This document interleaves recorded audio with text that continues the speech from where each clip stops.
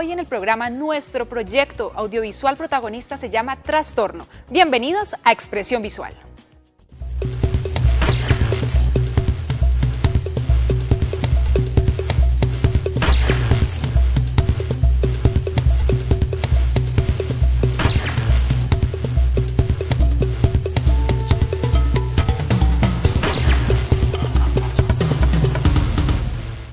Hoy nos acompaña en Expresión Visual Lena Isabela Barrera, directora de Trastorno, como les mencionaba, nuestro audiovisual protagonista en el programa. Bienvenida. Hola, muchas gracias.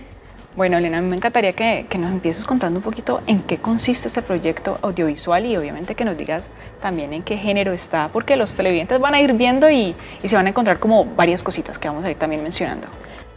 Bueno, Trastorno es un documental de corte experimental que cuenta la historia de 5 personajes alrededor del tema de los trastornos mentales, en los que cuentan su experiencia personal con un trastorno diferente y digamos es una reflexión para mostrar la reacción y cómo reacciona la sociedad ante este tipo de enfermedades y de problemas. Digamos, bueno, pues es un docu todo raro porque tiene muchas cosas experimentales desde la parte plástica como desde la parte narrativa.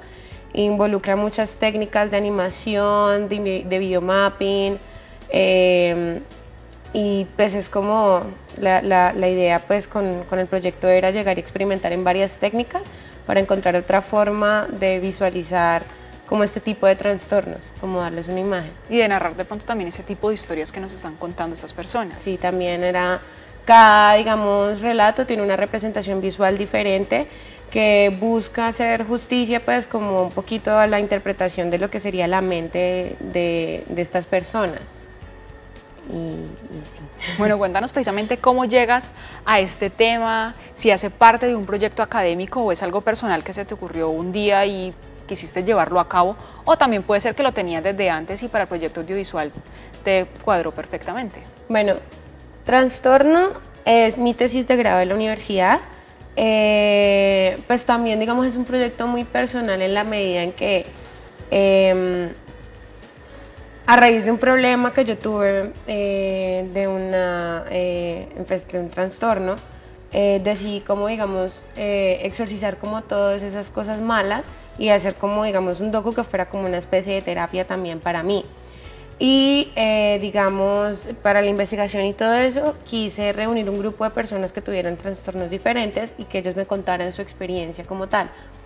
Pues igual es mi tesis de grado, pero nació de una inquietud muy personal y también no solo desde la parte de las historias, sino también como de la parte de la búsqueda como realizadora de hacer pues como cosas diferentes y un poquito raras. Bueno, y al ser una tesis de grado, de pronto habían ciertos requerimientos específicos que se tenían que acomodar precisamente tus ideas a ello, ¿o eras libre? No, realmente yo tuve bastante libertad. Pues digamos, cuando a mí me aprobaron la tesis, ya estaba prácticamente planteado todo el proyecto y en la universidad y con mi asesor de tesis todo fue muy explorativo, o sea, sí se pudo pues como aumentar la exploración y cambiaba muchas cosas todo el tiempo, personajes, pero la universidad nunca me puso como una barrera ni nada. Fue muy buen apoyo, de hecho. Bueno, a pesar de que nazca un proyecto audiovisual de una parte personal, hay también una parte investigativa que es muy importante y más aún tratándose de una tesis de grado que el proyecto audiovisual tiene que estar sustentado con una parte teórica. Hablemos de todo ese proceso realmente, cómo fue también el acompañamiento, la investigación, la escritura del guión que tiene que estar ahí también como respaldada. Sí, bueno, cuando yo decidí hacer la tesis, pues yo estaba con tratamiento psiquiátrico, entonces como que con el psiquiatra decidí como venía, explícame cómo funciona lo de los trastornos, explícame un poquito, que hay que desmitificar desde tu rama de la medicina cómo se desmitifican cosas y empecé como un trabajo de investigación con psiquiatras. Fui al psiquiátrico, hice como varias visitas, pues estuve con mi psiquiatra, con otro psiquiatra y un primo que es psiquiatra que vive en Estados Unidos. Y como que ellos me decían y me explicaban cosas de cada trastorno o me iban direccionando pues como la parte teórica de la medicina, de la parte pues médica. También con psicología un poquito, A mí me tocó leer mucho, leí demasiado Foucault, también digamos unos libros de psiquiatría que pues yo soy estudiante de cine, no médica, entonces fue muy difícil entender, pero pues con el acompañamiento de ellos se mejoró mucho. Ya digamos para la parte cinematográfica, visualizar muchísimas películas y mirar como referentes que se acercaran como a lo que yo tenía en la cabeza. Entonces mirar a Maya Deren, a Naomi Kawase, a Harun Farokhi, o sea, muchos directores de cine que han hecho muchos documentales y cosas muy raras desde el experimental y desde hace mucho tiempo. Entonces visualizar, tratar de entender cómo ellos hacían esos proyectos y meterlos de alguna manera como tal en el proceso. Entonces, cuando ya tenía los personajes, primero hice las entrevistas, las edité y luego decidí como darme a la labor de la construcción de la imagen. Entonces, bueno, esto es lo que ellos me están contando, cómo lo voy a mostrar. Pero digamos en la parte de las entrevistas, ¿qué tan fácil o qué tan difícil es seleccionar a esas personas y además que digan que sí quieren contar su historia frente a una cámara? Porque a veces no les interesa. Bueno, eso fue un poquito más fácil porque yo nunca les puse una cámara. Era solamente el micrófono y digamos de cierta manera, antes de hacer la entrevista, yo ya los conocía a ellos de antes. Entonces como digamos pues yo me reunía como amigos y nos tomábamos algo, hablábamos, tomaba notas y el día ya de la entrevista yo les preguntaba cosas muy puntuales y era más como una conversación, no para que fluyeran pues más como sus historias. Y luego ya después de eso mirar como de que todo lo que ellos me contaron, guardarlo. Si yo veía que me estaba faltando algo, que había un dato que no me habían dado, que en la entrevista no sucedió, volvíamos a grabar ese pedazo. Entonces fue como una cuestión de procesos de cada uno muy despacito. Y tampoco que el día de la entrevista se le preguntara todo, sino por poquitos.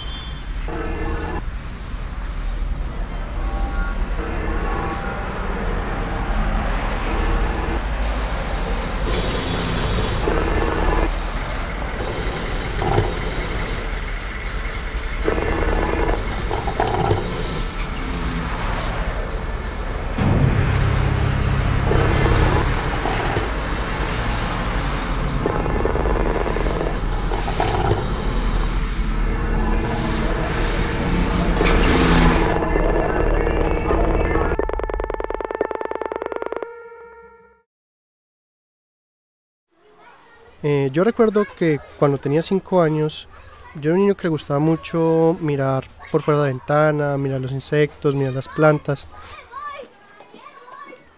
Sin embargo, muchos profesores consideraban que eso no era la actitud de un niño saludable o de un niño que pudiera tener un buen futuro, que pudiera ser un niño problema. El colegio me llevó al psicólogo o a la psicóloga, la cual pues me evaluó y según determinaron que yo tenía síndrome de falta de atención. A lo cual ellos pues asumieron que yo necesitaba ser medicado con Ritalin.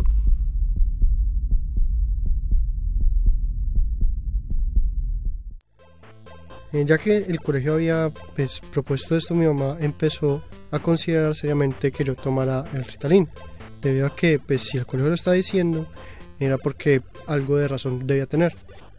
Sin embargo, cuando ella me empezó a dar el medicamento, yo empecé a sentirme raro. Era como que me quedaba ahí haciendo nada, como que estuviera el cuerpo pero no estuviera la persona como tal. Mi mamá decidió llevarme a donde otro psiquiatra. Cuando llegamos, él me dijo, pues listo, tú siéntate aquí, yo voy afuera a hablar con tu mamá un rato.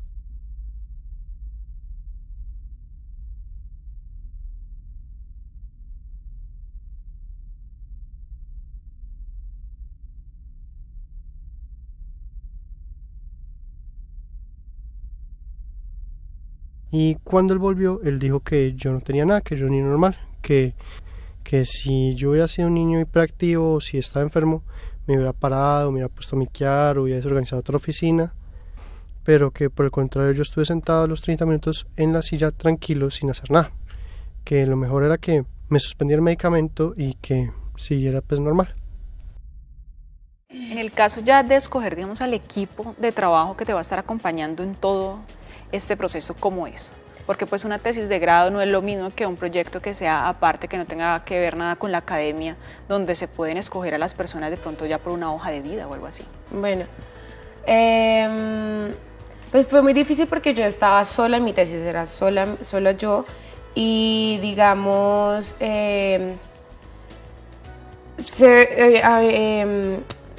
tenía muchos compañeros en los que yo como que voy a grabar unas entrevistas, pero pues necesito como que ellos me ayudaban, entonces me ayudaron, pues el equipo es muy reducido y no estuvo todo el tiempo en el proceso de realización, era como, necesito un camarógrafo, tú me quieres ayudar y así, como de ayudas.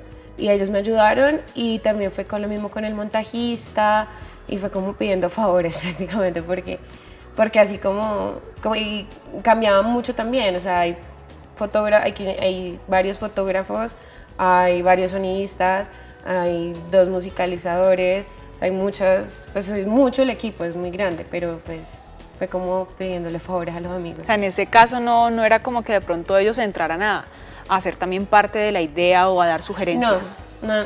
Bueno, sí, obviamente, digamos, cámara me sugería, no, vení, mira, tratemos esta iluminación, tratemos este plano, utilicemos estos lentes.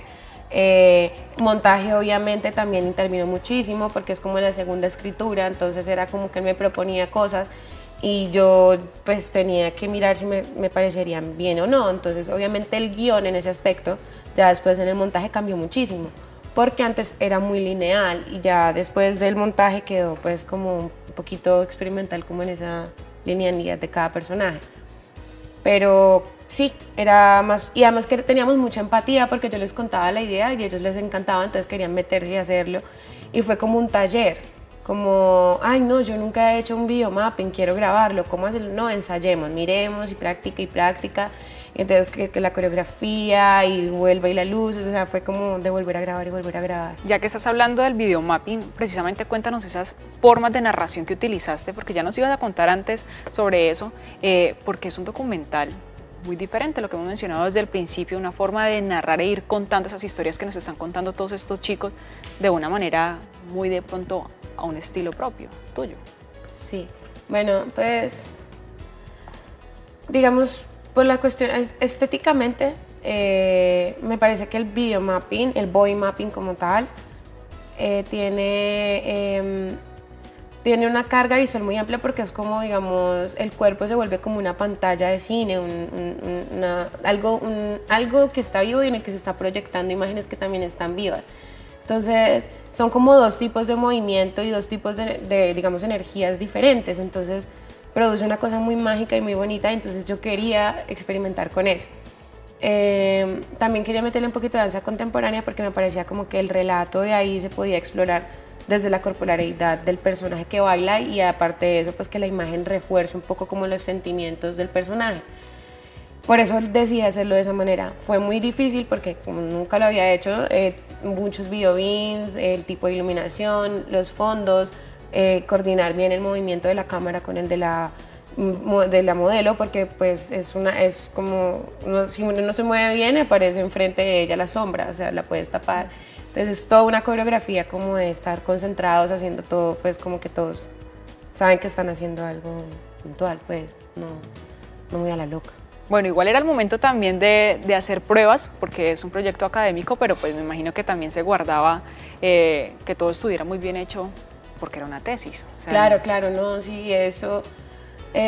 Por lo menos el videomapping grabamos 3 veces.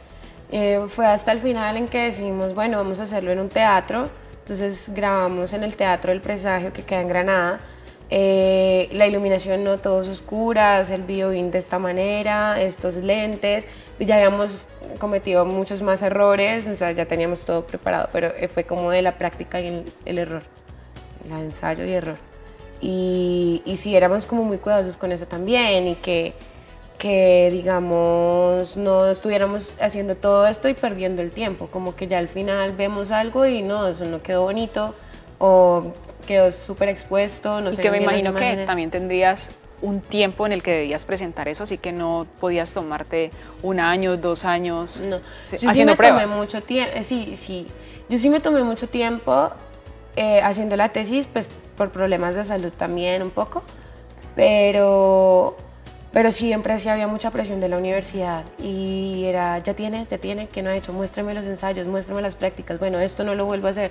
Entonces todo el tiempo era como corriendo a hacer las cosas y a sacarlas. Bueno, y la Era selección mucho de la problema. música que es tan importante, ¿cómo fue este proceso? Bueno, eso se hicieron, bueno, hay una persona que lo musicalizó, esta persona que lo musicalizó pues es músico y él grabó varias pistas como en su casa y las otras las tenía como en varias bibliotecas y lo que hizo fue como hacer como una mezcla, como si estuviera haciendo sí, un mix de efectos sonoros y cosas y yo tenía como varias propuestas ya de otros músicos que pues no tenía la plata para pagarles los derechos de música, pero más o menos basado en esa maqueta el músico pues compuso y remezcló como todo para que quedara así. También digamos él hizo una muy buena propuesta de sonido porque decía que también le gustaba que uno pudiera usar la misma entrevista y dilatarla para meterle como efectos de ruido cósmico, una cosa así toda rara. Entonces también se hizo música con la misma entrevista, o sea, fue muy raro, pues él lo hizo muy raro.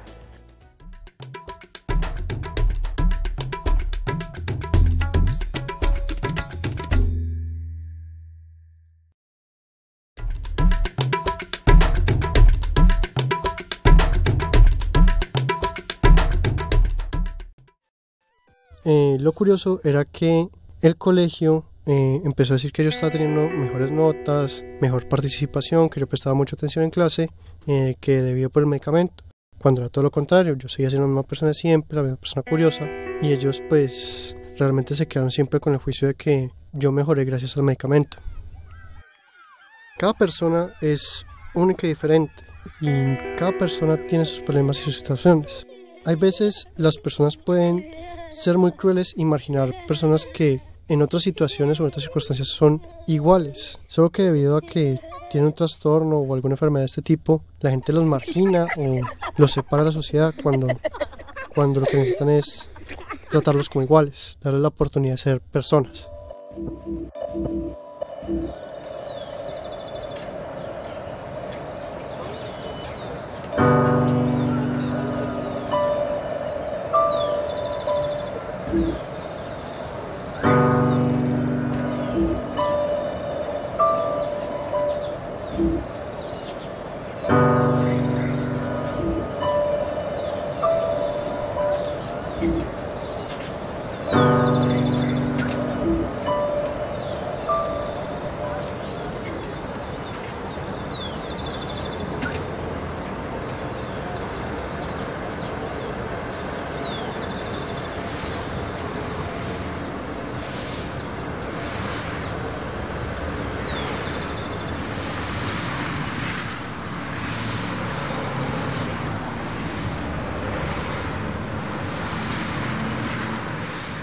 No actuaba como las demás personas.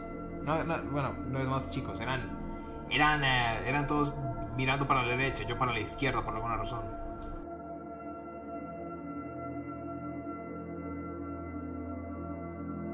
A los 14 años empecé a perderle sentido a la vida. Yo estaba pasando por una etapa muy difícil, estaba empezando mi adolescencia y lo que hacía realmente no lo hacía por diversión, sino porque yo no quería estar más ahí.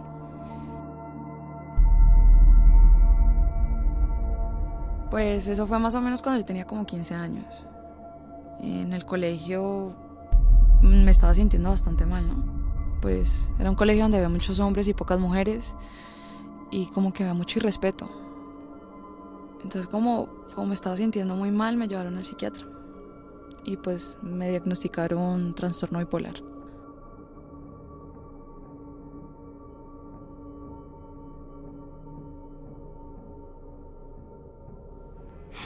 Me mandaron a una psicóloga. Y después de eso, otra psicóloga. Y otra psicóloga, y otra psicóloga, psicóloga.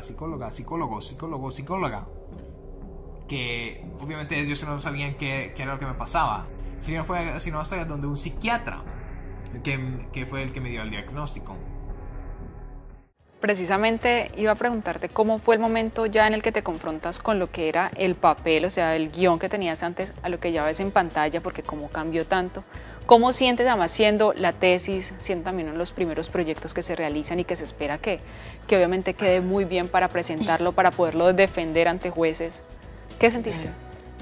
Pues realmente cuando a mí me entregó el corte final el montajista, yo lo miré y a mí me gustó muchísimo, o sea, fue como, no, o sea, no es lo que yo me esperaba, pero es mucho mejor de lo que me esperaba. También habían cosas que yo decía como, ¿y por qué no lo cambiamos? ¿Por qué no le decimos no? Pero igual a la final como que ya me acoplé, o sea, me gustó todo el proyecto y siento que todos los que trabajamos ahí hicimos muy buen esfuerzo y quedó muy bonito. Y yo me desvinculé de eso también porque yo dije, ya nomás me voy a volver loca yo acá con la tesis. Entonces cuando ya la volví a ver, como que ahí sí ya respiré tranquila porque dije, ya está la tesis, o sea, ya está hecha.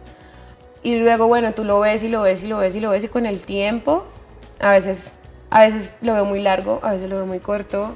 Y hoy pues yo soy uno de los personajes, entonces cada vez que salgo yo es como, no quiero ver y no quiero, o sea, ya es como que también me dan nervios verlo. Pero sí, yo siento mucho cariño por ese proyecto y siento que como está muy bien. Bueno, eso por una parte, digamos, de la directora, de la mamá de lo que es este proyecto, pero ¿qué comentarios has podido recibir de las personas que no tuvieron nada que ver, que no fueron parte del equipo de producción, por así decirlo, que ya vieron lo que es Trastorno? Bueno, pues digamos, en los festivales en los que he estado ha tenido muy buena acogida. Digamos, dentro de los que somos del campo cinematográfico y que hacemos cine, me han dicho que sí, que muy arriesgado, o de pronto me dicen, uy, está muy largo, pero mira las técnicas, cómo hiciste eso, de dónde salió la idea, y quieren como saber un poco más de cómo fue el proceso de la tesis, y me han dicho que estaba muy bien. Y me gusta mucho porque, digamos, hace poco en Santa Fe, Antioquia, ahorita en diciembre,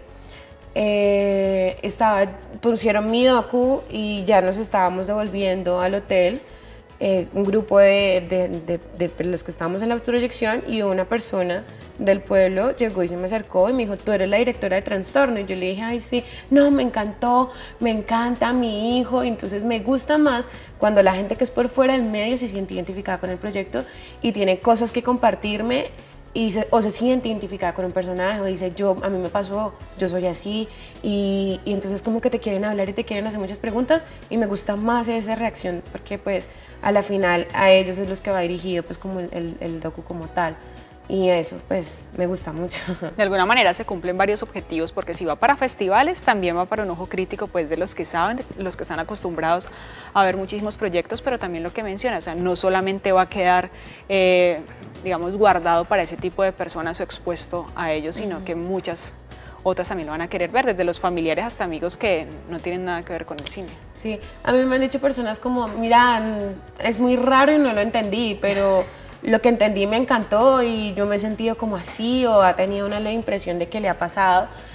Y eso es muy gratificante porque uno dice chévere, porque digamos no es una cosa tan directa y tampoco es una cosa muy ambigua, y la gente lo puede interpretar de una manera mucho más íntima y llevarse a otras conclusiones, que pues era la idea, que la gente tuviera un choque como en la reacción de la crítica, la parte crítica del docu.